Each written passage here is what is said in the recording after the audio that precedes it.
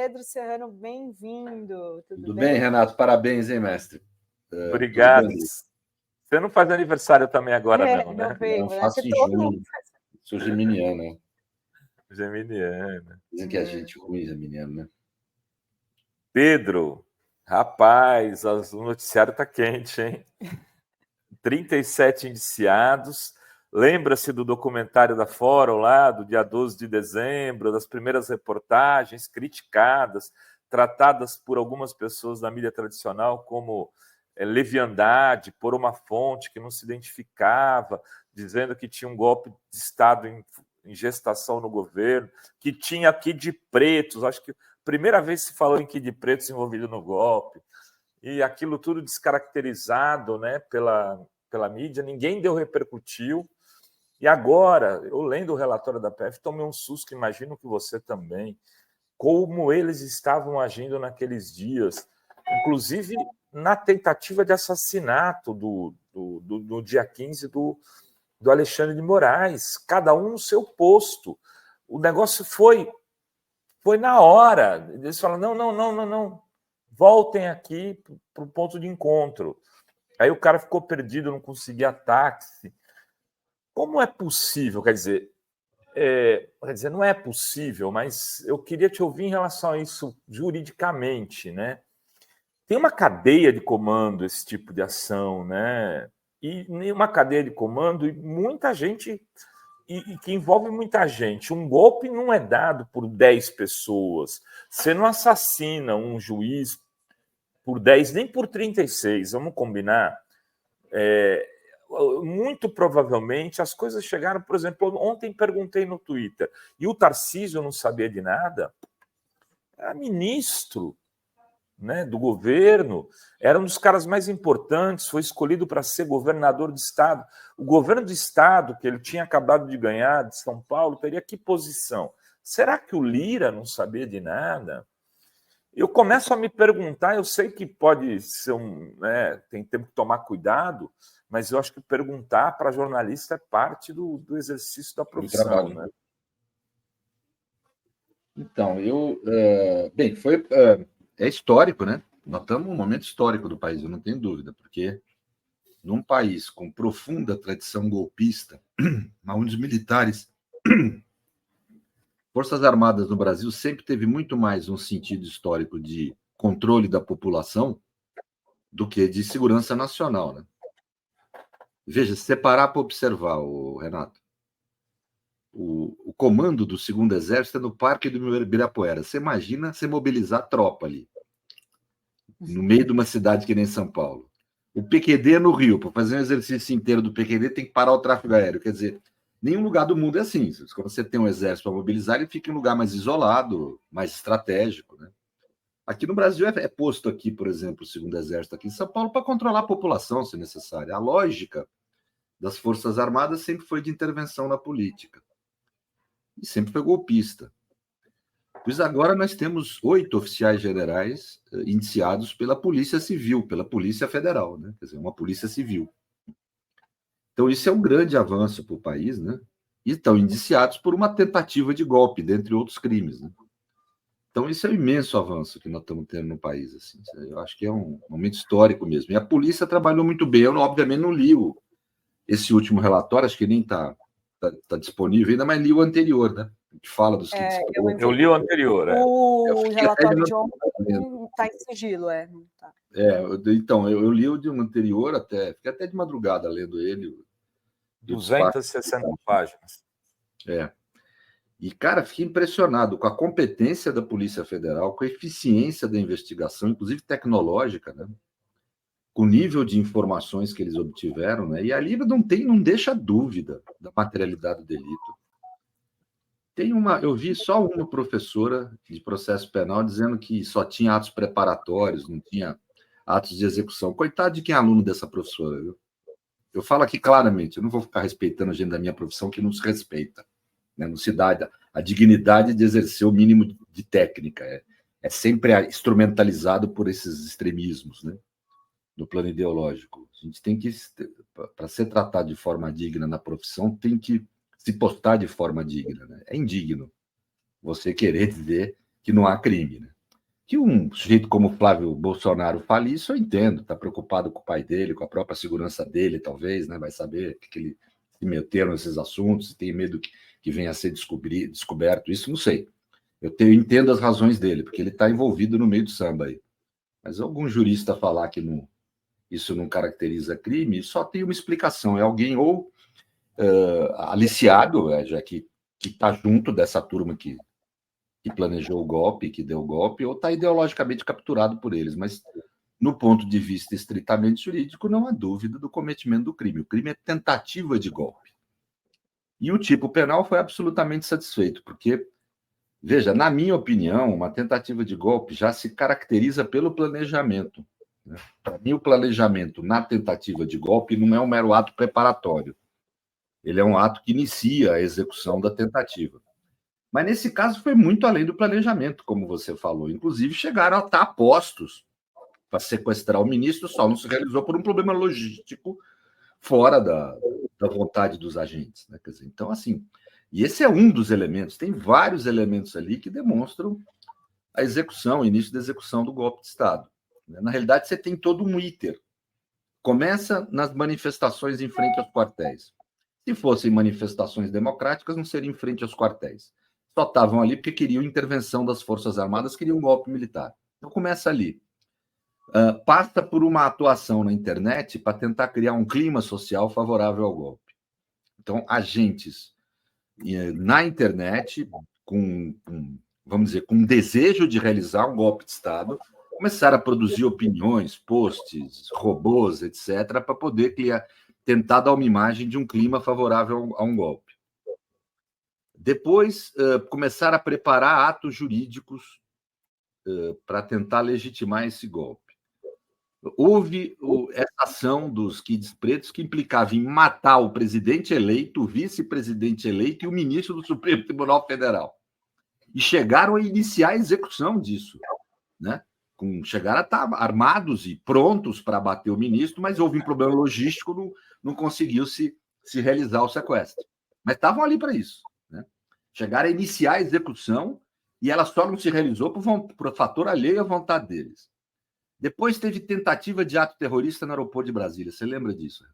Onde o agente agora confessou que estava ali para explodir mesmo uma bomba, matar gente e com isso provocar um golpe militar, provocar os militares para que atuassem. Ou seja, confessou claramente, inclusive, a intenção golpista. Né? Depois teve 8 de janeiro, uma articulação a nível nacional com ônibus vindo do Brasil inteiro, financiamento, se gastou dinheiro para isso, pessoas vindas de diversos estados para ir para Brasília para fazer manifestações, para tentar chamar os militares a intervirem para destituir o governo eleito. Né? Quer dizer, e no meio desse processo quebraram o Supremo Tribunal Federal, o Legislativo e o Executivo, né? O Palácio Planalto, etc. Então, e agora tivemos, a semana passada, uma tentativa de ato terrorista no Supremo Tribunal Federal. Não tenho gostado do tratamento que algumas pessoas estão dando nisso. Estão tratando o sujeito como se fosse um maluco, como se fosse um Zé Ruela. Não, era um terrorista que praticou o ato terrorista. Isso é que é o efeito político importante. Se é maluco ou não, esse é outro problema. Eu nunca achei muito são quem jogava avião nas Torres Gêmeas. Tem um cara que pega um avião, sequestra o avião e enfia dentro do... Eu nunca achei um sujeito muito são. Agora, gozado que ali ninguém falou em suicídio. Né? Ninguém falou em suicídio ali. Né? Então, eu acho que é isso. Quer dizer, o que houve foi um ato terrorista. E o cara era um terrorista.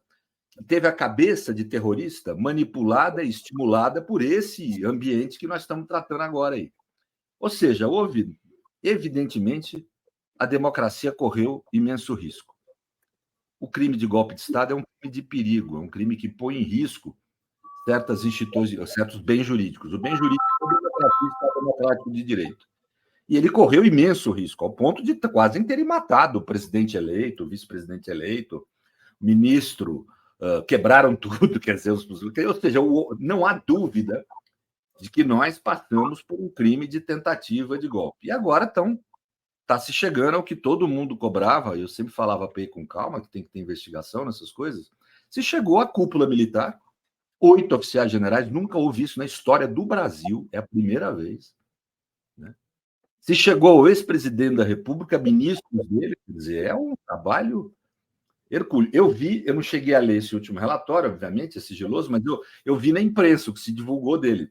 E realmente me parece que não há dúvida de que há provas suficientes para denunciar pelo menos os principais desses 37 indiciados, inclusive o ex-presidente da República e esses oficiais generais, que, na meu ver, o dever agora do Dr. Janot é denunciá-los.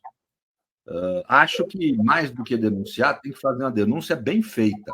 É importante que a comunidade jurídica democrática fiscalize o trabalho do Ministério Público para verificar se não tem... Porque um jeito muito bom de você favorecer um réu não é só você não denunciá-lo, é você denunciar de forma precária, com má técnica. Então, nós temos que controlar. Tem os melhores técnicos do país na Procuradoria de Direito, estão na Procuradoria-Geral da República. Não há motivo para fazer uma denúncia mal feita. Não acho que seja viável falar, como muita gente andou falando, de denúncia esse ano. Não é viável. O processo é complexo, é longo, é muita coisa investigada e é importante que a denúncia seja bem feita. Portanto, para fazer isso, tem que fazer bem feito. Então, eu acho legal. Queria até que então você está dizendo, a denúncia de fato é para 2025, é isso? Mas, gente, claro, é 20... Não, é porque tem um debate sobre isso. Aí tem gente falando, não, está postergando. Quer dizer, o Pedro está dizendo assim, não é postergar, é fazer direito.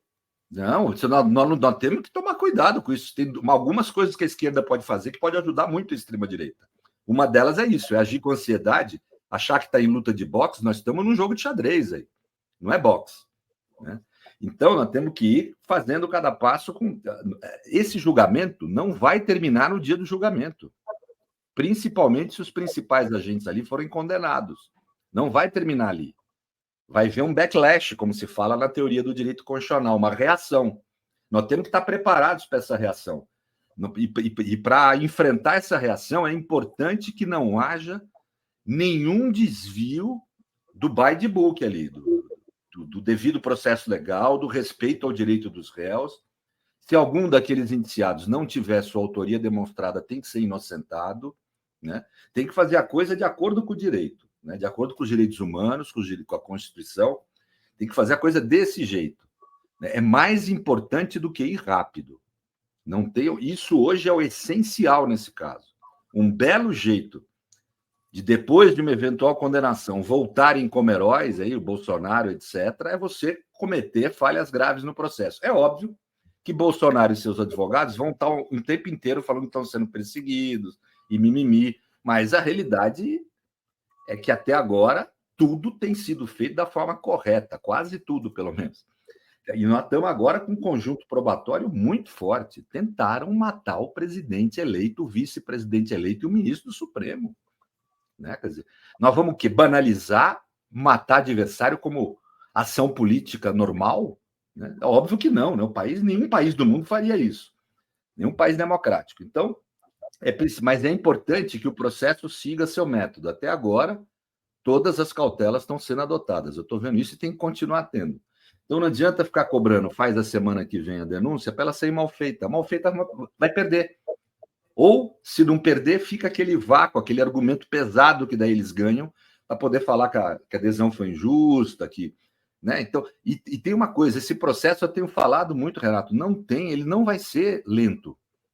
Ele vai ser um processo rápido, porque ele tem uma instância só de julgamento. O juiz natural aí é o Supremo Tribunal Federal, uma instância só.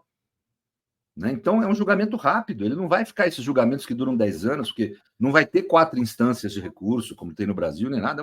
É um juízo só. Essa gente daqui 1 ano e meio, 2, está tudo condenado. Né? Então, eu acho que é importante que o roteiro técnico-jurídico seja bem seguido, que os direitos dos réus sejam observados, que haja o devido processo legal com ampla defesa e rigor nisso. É importante. E, nesse momento, é o quê? Tem que exigir da Procuradoria-Geral que faça uma denúncia tecnicamente correta, porque material para isso eles têm de monte. É impressionante. O relatório que eu li, aquele primeiro relatório da PF, é impressionante. E o que tem de base probatória ali para poder fazer uma boa denúncia. Então, temos que vigiar a PGR para ver se ela faz uma boa denúncia. Isso é mais importante do que ter um mês a mais ou um mês a menos. É importante que venha bem feito, né? É um processo complexo, tem muitos envolvidos. Eu, por exemplo, se fosse procurador-geral, eu dividiria esses processos. Eu não faria uma denúncia contra 37 réus, porque isso vai tumultuar o processo.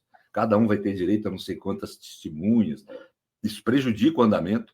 Eu faria algumas denúncias contra os núcleos. Contra o núcleo político, uma denúncia, núcleo militar, outra. Porque daí você tem mais de um processo, né? E isso implica em ter menos réus, um processo mais célere, mais eficiente, né? Então, eu acho que esse tipo de cautela técnica a gente tem que controlar para que adotem, né? Só que, obviamente, não vai ser uma denúncia só, vão ser algumas, demora um pouco mais de tempo para fazer no começo, mas depois a celeridade do processo é maior. Isso é questão técnica. Então, tem que se observar isso com rigor, a meu ver. Eu lembro que uma vez você falou que o tempo do judiciário é outro, né? As pessoas ficam com pressa, né? Quer ver logo na cadeia e tal, mas assim, olha, quando você lê aquele relatório de mais de 200 páginas da PF, você entende ali como foi, né, cada detalhe da investigação, né, Pedro? Não, e veja como foi difícil, né? Tiveram que romper comunicação, que era comunicação, como é que dá? Essa protegida, né? Com software israelense, né? Para pegar a mensagem que foi apagada. Quer dizer, foi um trabalho hercúleo deles lá, inclusive tecnologicamente muito bem feito. Eu sempre soube que a PF é muito bem preparada tecnologicamente, agora demonstrou, né? Então a PF está de parabéns, fez um excelente trabalho. Agora a bola está no pé do Gonê, né?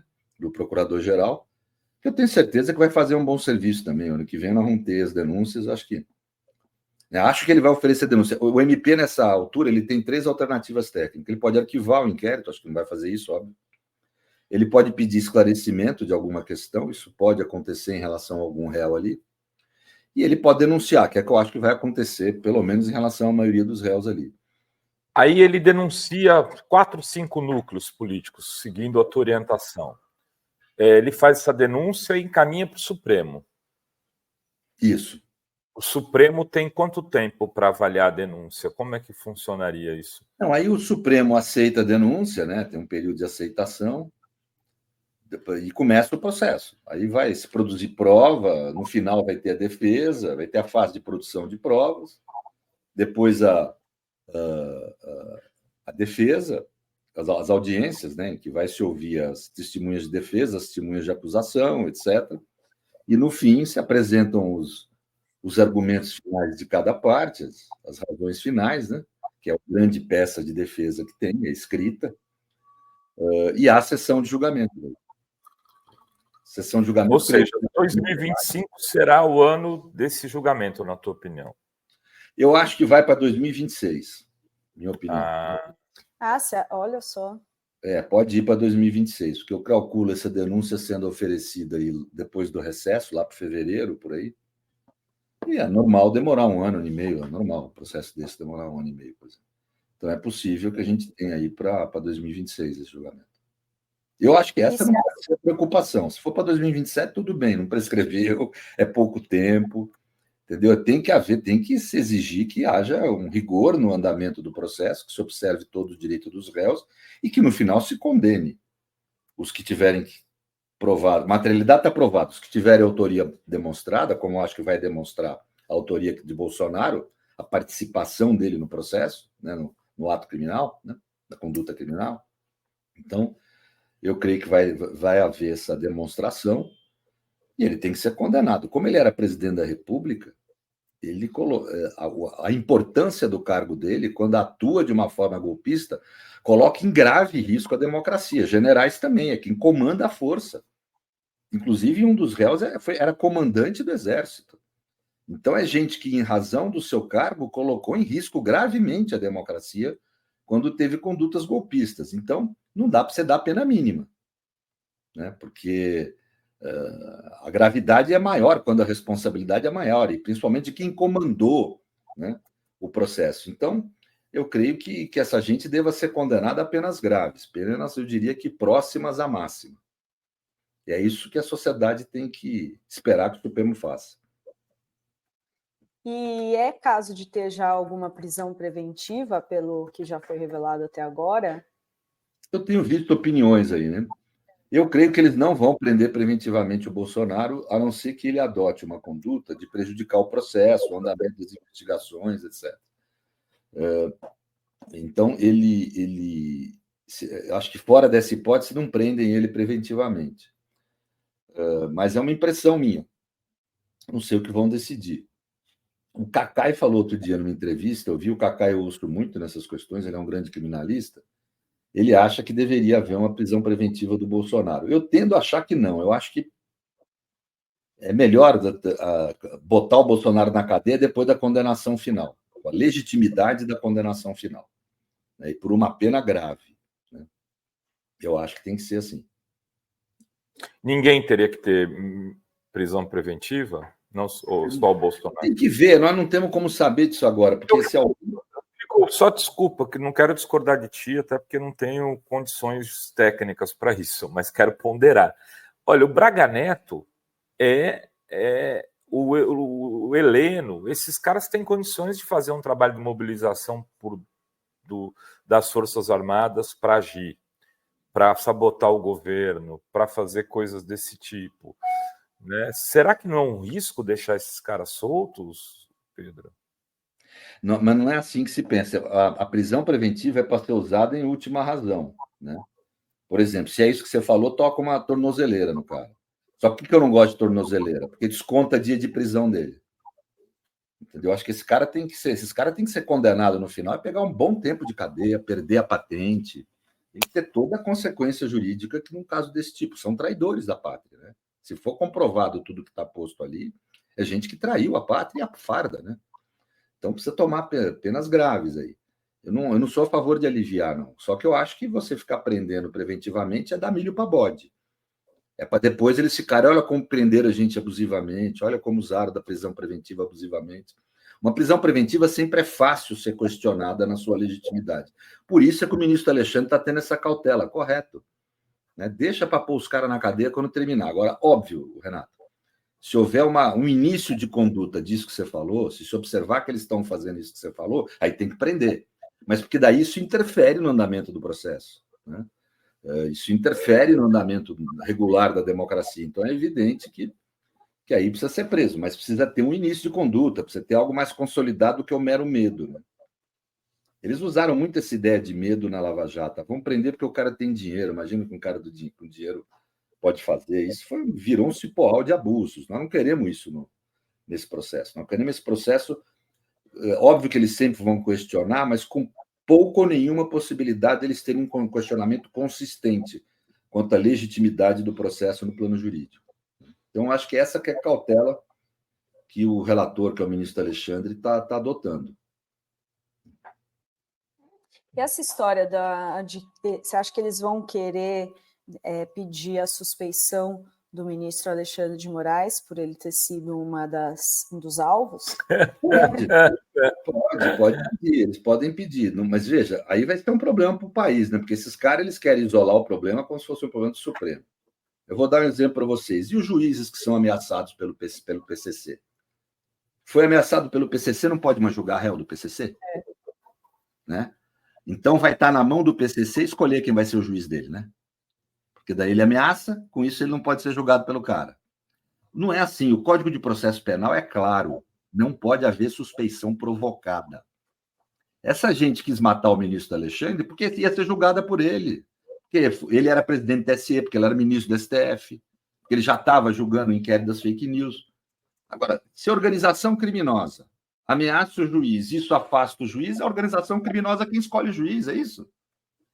Né? E eu não estou brincando nesse assunto do PCC, eu falei PCC como exemplo, mas qualquer organização criminosa do país, são vários juízes e procuradores e promotores, vários, ameaçados.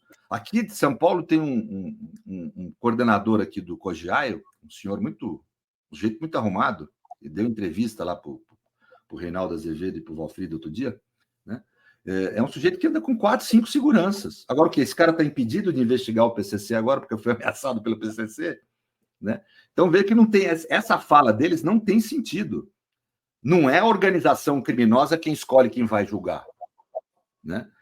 Por isso é que o Código de Processo Penal faz a previsão de não poder haver a suspeição provocada. O réu ou investigado, ou potencial réu ou potencial investigado, não pode provocar a suspeição do juiz por sua conduta, né?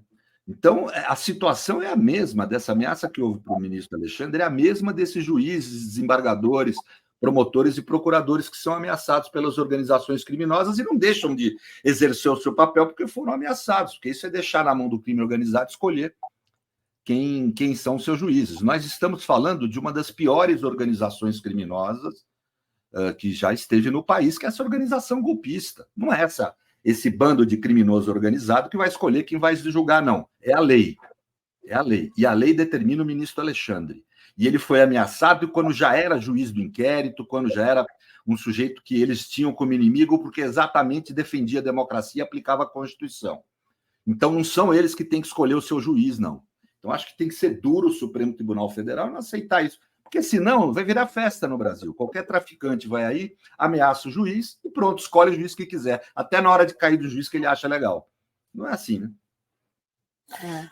Muito bem, doutor Pedro Serrano. Muito obrigado aí pela sua participação. Sempre um prazer ouvi-lo. Muito obrigado, doutor Renato. Obrigado, Adri. Obrigada, Pedro. Bom fim de semana para você. Valeu, até a próxima. Tchau, tchau.